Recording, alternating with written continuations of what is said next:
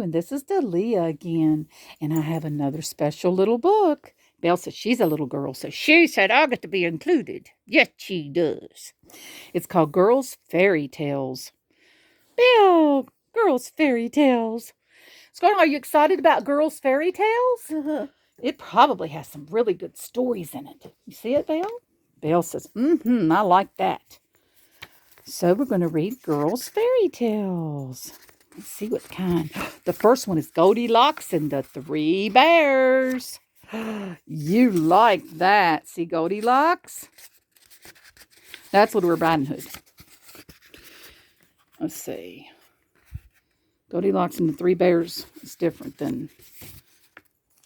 But we got Little Red Riding Hood too. But let's start with Goldilocks and the Three Bears. You ready? There's Goldilocks.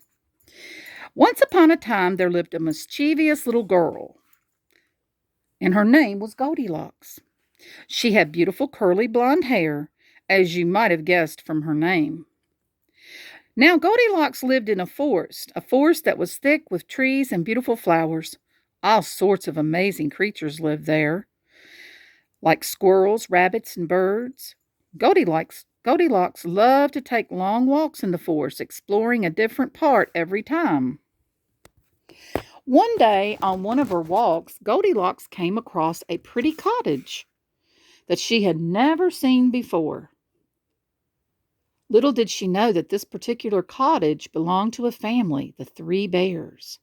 There was a very big Papa Bear, a medium-sized Mama Bear, and a very small Baby Bear. Curious about who lived there, the little girl tapped on the door and waited for a reply. But when no one answered, Goldilocks tapped again, this time a little harder. Still there was no reply. Her curiosity soon got the better of her, and Goldilocks couldn't see the harm in turning the handle and peeping inside for just a moment. There she is, peeping inside. But Goldilocks did more than just peep inside. She walked straight in. The cottage was empty, as the Bear family had gone out for a short walk, while their porridge cooled on the kitchen table. The little girl found herself in the Bear's sitting room, where she saw a picture of the family above the fireplace. There was Papa Bear, Mama Bear, and Baby Bear. Then the smell of something sweet began to waft through the air. The aroma lured Goldilocks into the kitchen. There she found 3 bowls of porridge set ready on the table, each with a spoon beside it. A rather large cat lay snoozing on the big chair. She said, I'm quite hungry after my walk. Goldilocks began to wish the family who lived there would return and invite her to share their porridge. But although she looked everywhere, even under the table and the cupboards, she could find no one there. Goldilocks could not resist the warm, sweet smell of porridge no longer, and made up her mind to taste just one spoonful. There's the porridge on the table and the kitty cat. The porridge was in 3 bowls, a very big bowl for the very big bear, a middle-sized bowl for the middle-sized bear, and a tiny bowl for the tiny bear. Goldilocks picked up the spoon next to the biggest bowl. For some reason, it didn't enter her head that she couldn't eat someone else's breakfast, and that the family who lived there could return at any moment. This porridge is too hot, she gasped. Ouch! So Goldilocks moved to the middle-sized bowl. This porridge is too cold. Then Goldilocks moved to the 3rd bowl, the very small one, and started to eat. This porridge is just right, she said, and she ate it all up without thinking. When Goldilocks had finished the porridge, she returned to the sitting room and noticed 3 chairs.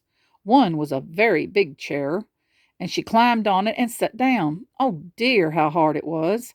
She was sure she could not sit there for long, so she climbed on to the next, which was a middle-sized chair, but that was too soft for her liking.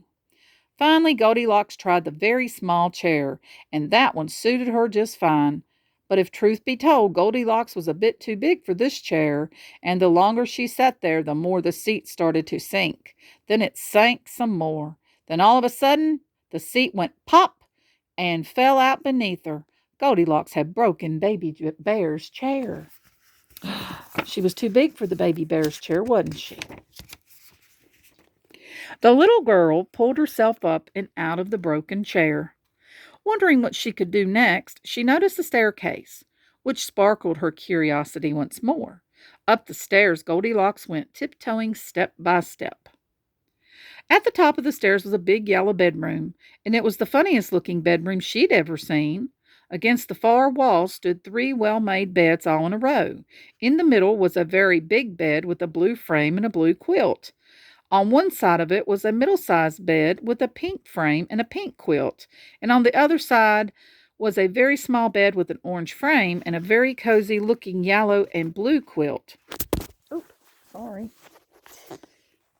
Now, having eaten all of Baby Bear's porridge, Goldilocks felt ever so full and soon began to feel rather sleepy.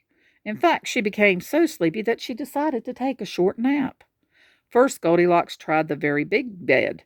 "This bed is far too hard," she gasped. Then Goldilocks tried the middle-sized bed, but she sank right down into the mattress. "This one is far too soft." Then she tried the very small bed. It was just right. Uh-oh, you know what's going to happen next. She boldly moved the bed close to the window so she could watch the birds and the trees outside. Then Goldilocks climbed on the bed. She laid her head on the baby bear's pillow perfectly, and she snuggled under baby bear's perfectly soft blanket. She even cuddled one of baby bear's fat teddy bears. Baby bear's bed was very, very comfy, and within minutes, Goldilocks fell fast asleep, in a deep sleep. In fact, that she didn't hear the bears come home. Oh, the bears are coming home. As the bear family walked up the path to their house, refreshed from their morning walk, and quickly ready for their porridge, they had no idea what was waiting for them inside. Papa Bear saw the first clue that something wasn't right when he noticed the front door was open. The bears slowly entered their house, not knowing quite what to expect. The bears couldn't believe how cross Papa Bear was when he saw his spoon had been used and tossed to one side. "Someone's been eating my porridge," shouted Papa Bear ever so loudly.